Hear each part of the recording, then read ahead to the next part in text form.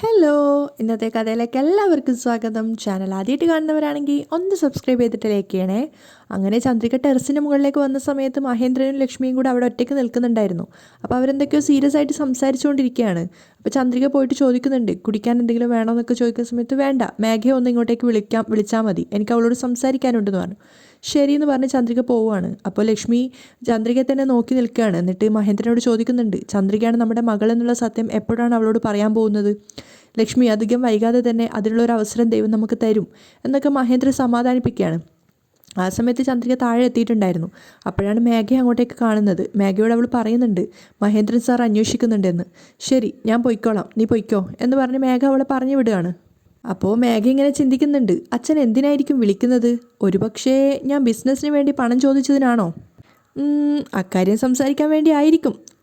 എന്തായാലും ശരി, പോയി ചോദിച്ചേക്കാം. മേഘ നല്ല സന്തോഷത്തോടു കൂടിയാണ് പോകുന്നത്. മേഘ ടെറസിലെത്തിയ സമയത്ത് ലക്ഷ്മിയും മഹേന്ദ്രനും അവളെ കാണുകയാണ്. പക്ഷേ മേഘയെ കണ്ട ഉടനെ തന്നെ ലക്ഷ്മിക്ക് വല്ലാതെ കരച്ചിൽ വരുന്നുണ്ടായിരുന്നു. അവരറിയാതെ അവർ കരയാൻ തുടങ്ങുകയാണ്. എന്നിട്ട് മഹേന്ദ്രനോട് പറയുന്നുണ്ട്, ഏട്ടൻ വേണം മേഘയോട് ഈ കാര്യത്തെക്കുറിച്ച് സംസാരിക്കാൻ. അവളുടെ മുഖത്തേക്ക് നോക്കി ഇത് പറയാനുള്ള ധൈര്യം എനിക്കില്ല. ശരി, ഞാൻ തന്നെ പറഞ്ഞോളാം. മഹേന്ദ്രൻ അവരെ സമാധാനിപ്പിക്കുകയാണ്. അപ്പോൾ മേഘ പുഞ്ചിരിച്ചുകൊണ്ട് വന്ന് ചോദിക്കുന്നുണ്ട്, എന്താ അച്ഛാ, വിളിച്ചിരുന്നോ? അതേ മോളെ. അപ്പോൾ മേഘ സന്തോഷത്തോടെ പറയുന്നുണ്ട്, അച്ഛൻ എന്ത് കാര്യത്തിനാണ് എന്നെ വിളിച്ചതെന്ന് എനിക്കറിയാം. അത് കേട്ടതും മഹേന്ദ്രനും ലക്ഷ്മി ഒന്ന് ഞെട്ടുകയാണ്. അപ്പോൾ മേഘ സന്തോഷത്തോടെ പറയാണ്, ഞാൻ ചോദിച്ചതൊന്നും അച്ഛൻ ഇതുവരെ പറ്റില്ല എന്ന് പറഞ്ഞിട്ടില്ല. അങ്ങനെയുള്ളപ്പോൾ ഇതും അച്ഛൻ എതിർക്കില്ല എന്ന് എനിക്കറിയാം. എനിക്ക് ബിസിനസ് സ്റ്റാർട്ട് ചെയ്യാൻ 3 കോടി രൂപ തരാമെന്ന് പറയാനല്ലേ, അതിനല്ലേ എന്നെ വിളിച്ചത്? അവളുടെ ആ ഒരു സന്തോഷം കാണുന്ന സമയത്താണ് മേഘ അതാണ് ഉദ്ദേശിച്ചതെന്ന് ലക്ഷ്മിക്കും മഹേന്ദ്രനും മനസ്സിലാവുന്നത്. അവർ രണ്ടുപേരും പരസ്പരം മുഖത്തോട് മുഖം നോക്കി. അവരുടെ മുഖം രണ്ടുപേരുടെയും വാടിയിട്ടുണ്ടായിരുന്നു. അപ്പോൾ മേഘ വീണ്ടും ചോദിക്കുന്നുണ്ട്, പറ അച്ഛാ, അച്ഛൻ ഇത് പറയാനല്ലേ എന്നെ വിളിച്ചത്? അപ്പോഴും അവർക്ക് രണ്ടുപേർക്കും ഒന്നും പറയാൻ സാധിക്കുന്നുണ്ടായിരുന്നില്ല. രണ്ടുപേരും ആകെ ഡെസ്പായിട്ട് നിൽക്കുകയാണ്. അപ്പോൾ മേഘ പറയുന്നുണ്ട്, നിങ്ങൾ രണ്ടുപേരും ഇങ്ങനെ ഒന്നും പറയാതെ നിൽക്കുമ്പോൾ ഞാൻ അത് വിശ്വസിക്കുന്നതാണോ? സത്യം പറയ്, എനിക്ക് ഈ സർപ്രൈസ് ഒന്നും താങ്ങാൻ പറ്റില്ല. മേഘ പുഞ്ചിരിച്ചുകൊണ്ടാണ് പറയുന്നത്. പറയച്ചാ, മേഘ സന്തോഷത്തോടെയാണ് പറയുന്നത്. അത് കാണുന്തോറും അവർക്ക് രണ്ടുപേർക്കും ഒരുപോലെ സങ്കടമാവുന്നുണ്ടായിരുന്നു. മാത്രമല്ല മഹേന്ദ്രൻ പറയുന്നുണ്ട്, മേഘ, ഈ ഒരു കാര്യം നിന്നോട് പറയണോ വേണ്ടോ എന്ന് ഞങ്ങൾ ഒരുപാട് ആലോചിച്ചു. പക്ഷേ ഈ കാര്യം നിന്നോട് പറയാതിരിക്കാൻ കഴിയില്ല. അപ്പോഴേക്കും മേഘയുടെ മുഖത്തും ആകെ കൺഫ്യൂഷൻ ആവുകയാണ്. എന്താ അച്ഛാ, എന്താ കാര്യം? മേഘ ആകെ ടെൻഷനോടെ ചോദിക്കുകയാണ്. അപ്പം മഹേന്ദ്രൻ മുഖവുരട്ടുകൊണ്ടാണ് സംസാരിക്കുന്നത്. മേഘ, നീ ചെറിയ കുട്ടിയല്ല, വിദ്യാഭ്യാസമുള്ളവളും വളരെയേറെ പക്വതയുള്ളവളുമാണ്. ഞാൻ പറയാൻ പോകുന്നത് നിനക്ക് മനസ്സിലാക്കാൻ കഴിയുമെന്ന് വിശ്വസിച്ചിട്ടാണ് പറയുന്നത്. ഈ വിഷയം കേട്ട് നീ എടുത്തു ചാടി ഒരു തീരുമാനവും എടുക്കാൻ പാടില്ല. മേഘയ്ക്ക് ശരിക്കും പറഞ്ഞാൽ ഒന്നും മനസ്സിലാവുന്നുണ്ടായിരുന്നില്ല എന്താണ് അയാൾ പറയാൻ വരുന്നത് എന്നുള്ളത്. മാത്രമല്ല ലക്ഷ്മിയാണെങ്കിൽ കരയുന്നുണ്ട്. അവൾ ആകെ കൺഫ്യൂഷനായിട്ടാണ് നിൽക്കുന്നത്. അപ്പോൾ മഹേന്ദ്രനും പറയുന്നുണ്ട്, ഇപ്പോൾ ഞാൻ പറയാൻ പോകുന്ന കാര്യം നിനക്ക് ഒരു വലിയ ഷോക്കായിരിക്കും. പക്ഷേ നീ തകർന്നു പോവരുത്, ധൈര്യമായിട്ടിരിക്കണം മോളെ. എന്താ അച്ഛാ, എന്തൊക്കെയാ ഈ പറയുന്നത്? അച്ഛൻ എന്താ പറയുന്നതെന്ന് എനിക്ക് മനസ്സിലാവുന്നില്ല. കരഞ്ഞുകൊണ്ടിരിക്കുന്ന ലക്ഷ്മിയോട് മേഘ പറയാണ്, അമ്മേ, അച്ഛൻ എന്തൊക്കെയാ ഈ പറയുന്നത്? അച്ഛൻ പറയുന്നതൊന്നും എനിക്ക് മനസ്സിലാവുന്നില്ല. അപ്പോൾ മഹേന്ദ്രൻ സങ്കടത്തോടെ പറയാണ്, മേഘ, ഞാൻ പറയാൻ പോകുന്ന കാര്യം കേട്ട് നീ തെറ്റായ തീരുമാനമൊന്നും എടുക്കില്ലെന്ന് എനിക്ക് സത്യം ചെയ്തു തരണം. അയാൾ അവൾക്ക് നേരെ കൈനീട്ടുകയാണ്. മേഘ അതിശയത്തോടെ അമ്മയെ നോക്കുന്നുണ്ട്. അമ്മ കരയുന്നു. അച്ഛൻ സത്യം ചെയ്തു തരാൻ പറയുന്നു. അപ്പോൾ അവൾ ചോദിക്കുന്നുണ്ട്, അച്ഛാ, ഞാൻ സത്യം ചെയ്യുന്നതൊക്കെ അവിടെ ഇരിക്കട്ടെ, ആദ്യം അച്ഛൻ കാര്യം പറയ്. അപ്പോഴും പറയാനാവാതെ വീർപ്പുമുട്ടി നിൽക്കുകയാണ് മഹേന്ദ്രൻ. ലക്ഷ്മിയെ നോക്കുന്ന സമയത്ത് അവരാണെങ്കിൽ കരഞ്ഞുകൊണ്ടേ ഇരിക്കുകയാണ്. അപ്പം മേഘ സംശയത്തോട് ചോദിക്കുന്നുണ്ട്, അമ്മ എന്തിനാ കരയുന്നേ? അച്ഛാ, എന്താ കാര്യം എന്ന് വെച്ചാൽ തുറന്ന് പറയച്ചാ, അമ്മ എന്തിനാ കരയുന്നേ? മേഘ, ഞാൻ പറയാൻ നിർബന്ധിതനായതുകൊണ്ടാണ് ഞാൻ ഈ കാര്യം നിന്നോട് പറയുന്നത്. മറ്റൊരു ദുരുദ്ദേശവുമില്ല. നിന്നെ സങ്കടപ്പെടുത്താൻ വേണ്ടിയല്ല ഞാനിത് പറയുന്നത് മേഘ. മേഘക്ക് അവളുടെ ക്ഷമ നശിച്ചിട്ടുണ്ടായിരുന്നു. അച്ഛാ, മുഖവുരയില്ലാതെ കാര്യം പറയ്. അവസാനം എന്താണോ മഹേന്ദ്രൻ പറയരുതെന്ന് മേഘ ആഗ്രഹിച്ചത് ആ കാര്യം തന്നെ അയാൾ പറയാണ്. മേഘ, നീ ഞങ്ങളുടെ മകളല്ല മോളെ. അത് കേട്ടത് മേഘ ശരിക്കും ഷോക്കായി പോയിട്ടുണ്ടായിരുന്നു. അവൾ കേട്ടത് വിശ്വസിക്കാനാതെ അവരെ രണ്ടുപേരെയും മാറി മാറി നോക്കുകയാണ്. അപ്പോൾ മഹേന്ദ്രൻ വീണ്ടും പറയുന്നുണ്ട്, അതേ മോളെ, നീ ശരിക്കും ഞങ്ങൾക്ക് ജനിച്ച മകളല്ല. മേഘ ശരിക്കും ഒരു ഷോക്കിലായിരുന്നു ഉണ്ടായിരുന്നത്. അവൾ ചിന്തിക്കുന്നുണ്ട്, ഈശ്വര, എന്ത് കാര്യമാണോ അച്ഛൻ പറയരുതെന്ന് ആഗ്രഹിച്ചത് അത് അച്ഛൻ പറഞ്ഞല്ലോ. അവൾ കേട്ടത് ഒരിക്കലും വിശ്വസിക്കാനാവാത്തൊരു അവസ്ഥയിലാണ് നിൽക്കുന്നത്. അവൾ വീണ്ടും അയാളോട് ചോദിക്കുന്നുണ്ട്, എന്താ അച്ഛാ ഈ പറയുന്നത്? ഞാൻ അച്ഛൻ്റെ മോളല്ലെന്നോ? അതേ മോളെ, അയാൾ വീണ്ടും ആവർത്തിക്കുകയാണ്, നീ എനിക്കും ലക്ഷ്മിക്കും ജനിച്ച മോളല്ല.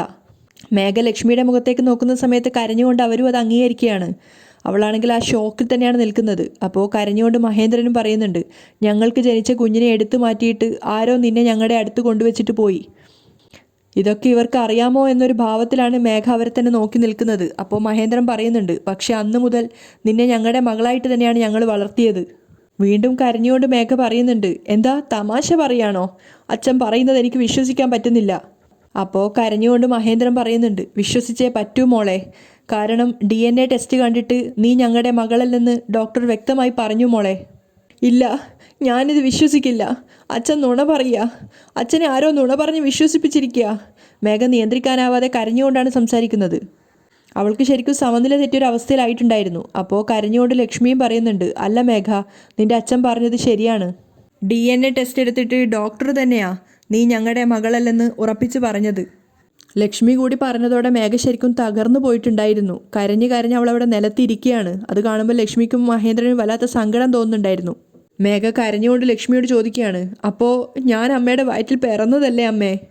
അവർക്കതിന് മറുപടി പറയാൻ സാധിക്കുന്നുണ്ടായിരുന്നില്ല. കരഞ്ഞുകൊണ്ട് വന്ന് അവർ മേഘയെ സമാധാനിപ്പിക്കാൻ ശ്രമിക്കുകയാണ്. അപ്പോൾ മേഘ ഇങ്ങനെ പുലമ്പിക്കൊണ്ടിരിക്കുന്നുണ്ട്, അപ്പോൾ എനിക്ക് അച്ഛനും അമ്മയും ആരുമില്ലേ? മേഘ, അങ്ങനെയൊന്നും ചിന്തിക്കല്ലേ. നിന്നെ ഞാൻ പ്രസവിച്ചില്ലെങ്കിലും നീ എൻ്റെ മകള് തന്നെയാ. കരഞ്ഞുകൊണ്ട് ലക്ഷ്മി പറയുന്ന സമയത്ത് മേഘ പൊട്ടിത്തെറിക്കുകയാണ്, കള്ളം പറയണ്ട. നിങ്ങൾക്ക് ജനിച്ച മകൾ ഒരു ദിവസം ഈ വീട്ടിൽ വന്നാൽ അവളാ നിങ്ങളുടെ മകളെന്ന് നിങ്ങൾ പറയില്ലേ? പിന്നെ എന്നെ മകളെന്ന് പറയോ? അവളെയല്ലേ മകളായിട്ട് സ്വീകരിക്കൂ. മേഘ പൊട്ടി പൊട്ടി കരയാണ്. അത് കാണുന്തോറും മഹേന്ദ്രൻ ലക്ഷ്മിക്ക് സഹിക്കാനാവുന്നുണ്ടായിരുന്നില്ല. ഞാൻ നിങ്ങൾക്ക് അന്യമായിട്ട് മാറില്ലേ? മേഘ നിയന്ത്രിക്കാനാവാതെ കരഞ്ഞുകൊണ്ടാണ് സംസാരിക്കുന്നത്. അപ്പോൾ ലക്ഷ്മി പറയുന്നുണ്ട്, ഇല്ല മേഘ, നീ അങ്ങനെയൊന്നും പറയല്ലേ. ഞങ്ങൾ അങ്ങനെയൊന്നും ചിന്തിച്ചിട്ട് പോലും ഇല്ല. അപ്പോൾ മേഘ അവരുടെ കൈ തട്ടി മാറ്റിയിട്ട് പറയുന്നുണ്ട്, വെറുതെ എന്നെ ആശ്വസിപ്പിക്കാൻ വേണ്ടി അങ്ങനെയൊന്നും പറയണ്ട. അപ്പോൾ മഹേന്ദ്രനും പറയാണ്, മേഘ, നീ ഞങ്ങളെ വിശ്വസിക്കും മോളെ. നീ ഞങ്ങളുടെ മകളല്ലെന്ന് വെച്ച് നിന്നെ ഞങ്ങൾ ഒരിക്കലും കൈവിടില്ല മോളെ. നിനക്കും പ്രിയക്കും വേണ്ടി എന്തൊക്കെ ചെയ്യണോ അതൊക്കെ ഞങ്ങൾ ഉറപ്പായും ചെയ്യും. പക്ഷേ മേഘ കരച്ചിൽ നിർത്തുന്നുണ്ടായിരുന്നില്ല. അവൾ കരഞ്ഞുകൊണ്ട് ചോദിക്കുകയാണ്, ഞാൻ എങ്ങനെ ഇത് വിശ്വസിക്കാനാണ്? ഞാൻ നിങ്ങളുടെ മകളല്ലെന്ന് അറിഞ്ഞതിന് ശേഷം നിങ്ങൾ എനിക്കും പ്രിയക്കും വേണ്ടി എന്ത് ചെയ്യാനാ?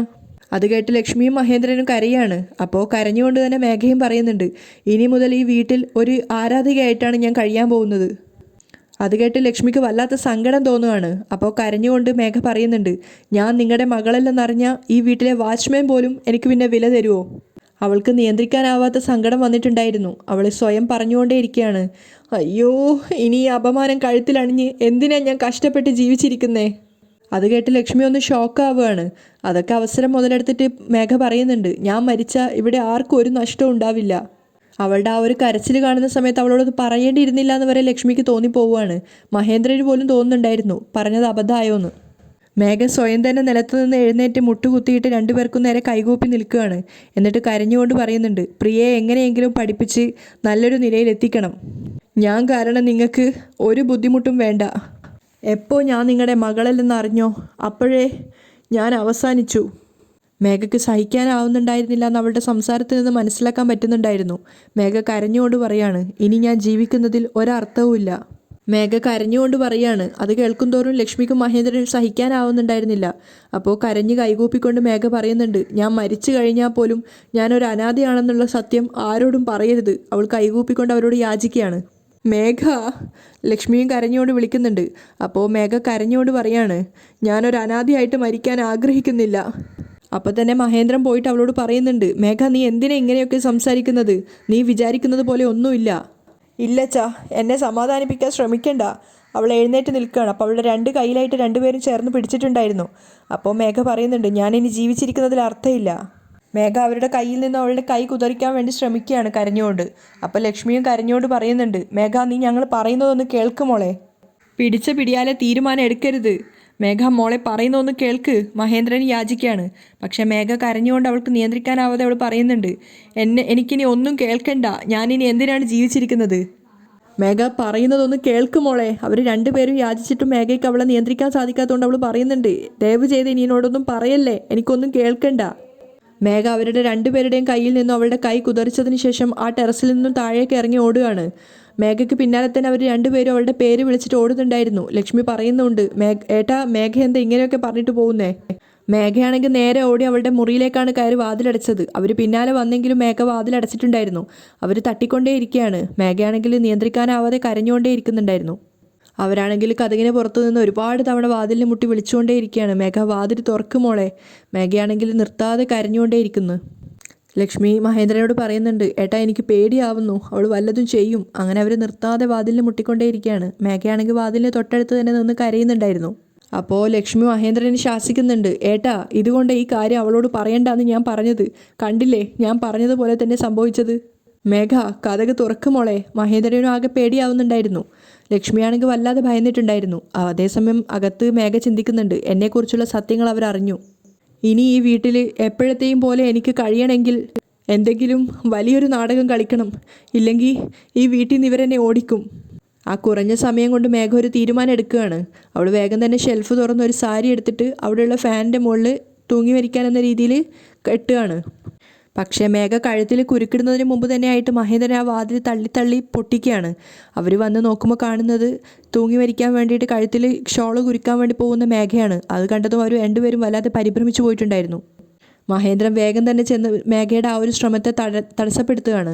അവൾ കട്ടിലിരുന്ന് പൊട്ടി കരയുന്നുണ്ട്. അപ്പോൾ ലക്ഷ്മി അവളെ ചേർത്ത് പിടിച്ച് പറയുകയാണ്, മേഘ എന്തൊക്കെയാണ് മോളെ നീ കാണിക്കുന്നത്? എന്തിനാ നീ ഇങ്ങനെയൊക്കെ ചെയ്യുന്നത്? അപ്പോൾ മേഘ കരഞ്ഞുകൊണ്ട് ചോദിക്കുന്നുണ്ട്, ഇനി ഞാൻ എന്തിനാ ജീവിച്ചിരിക്കുന്നത്? ഒരനാഥയായിട്ട് എനിക്കിനി ജീവിക്കണ്ട, എന്നെ വെറുതെ വിട്, ഞാൻ മരിക്കുന്നതാ നല്ലത്.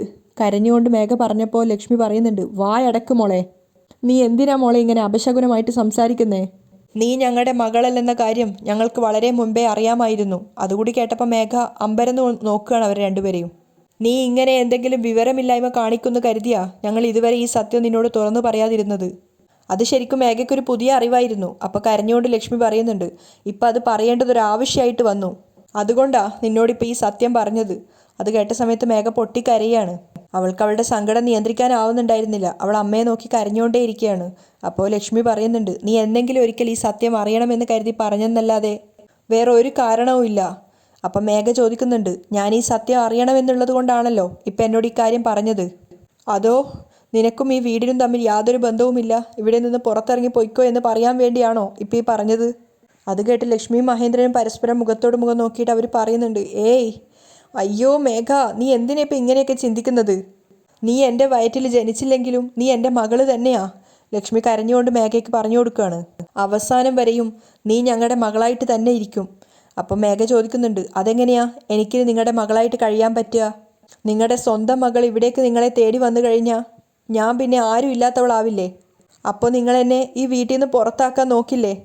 അപ്പോൾ ലക്ഷ്മി പറയുന്നുണ്ട്, ഉറപ്പായിട്ടും ഞങ്ങൾ അങ്ങനെ ഒരു തെറ്റ് ചെയ്യില്ല. ഇപ്പം ഞങ്ങൾ എങ്ങനെയാണോ നിന്നെ സ്നേഹിക്കുന്നത് അങ്ങനെ തന്നെ ആയിരിക്കും അങ്ങോട്ടും.